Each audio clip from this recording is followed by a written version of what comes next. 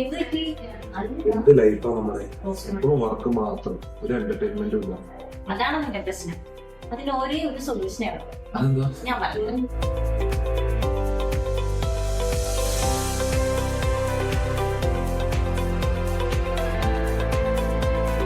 ഇതാണ് unique tours and travels. കുറഞ്ഞ ചെലവിൽ ഈ ലോകം മുഴുവൻ ചുറ്റണം. ഡൊമസ്റ്റിക് ആൻഡ് ഇന്റർനാഷണൽ ആയിട്ടുള്ള എല്ലാ ടൂർ പാക്കേജും ഇവിടെ ലഭ്യമാണ്.